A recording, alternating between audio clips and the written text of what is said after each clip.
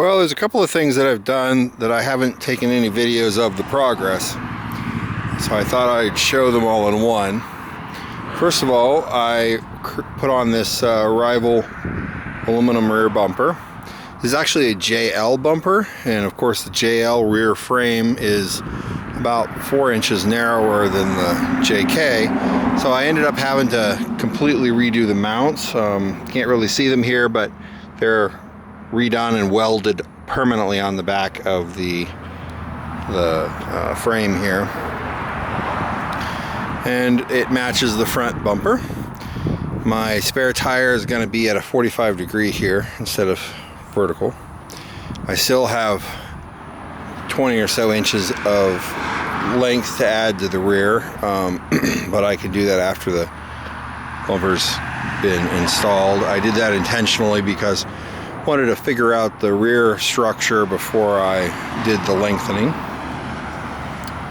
Moving on to the front of the Jeep here, a couple of things. One is that I have installed a fuse box and a distribution block here, and I have my air filter here. It's not connected to the turbo yet. That's one of the last things I got to do here.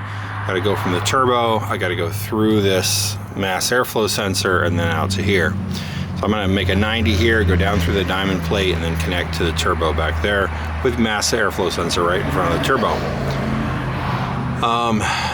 What else in here? I guess nothing more under the hood other than some cleaning up here and there.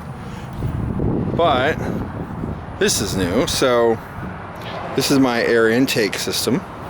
That's made by Rugged Ridge, and it has a flat piece that goes behind the fender, underneath, and goes underneath the inner fender, and it comes up through this diamond plate here. So there's a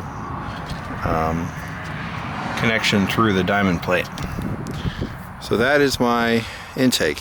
It is technically a snorkel, even though I don't have any reason to have the high snorkel. They just call it a low mount snorkel, but I like that. It works really good, and I had one of those dents in this side, so this gets rid of that anyway.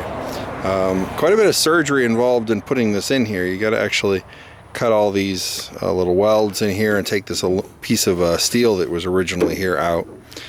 And these bolts are not original. I got to figure this part out. The ones that were here are too short to go through this, and they didn't supply new bolts, so I'll figure that out.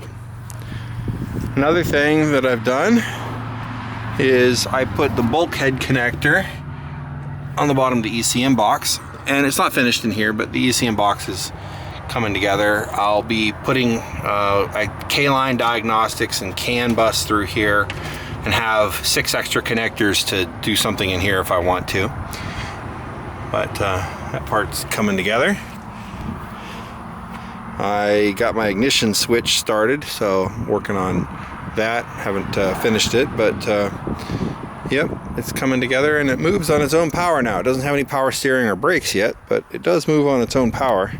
So I was able to drive it out here.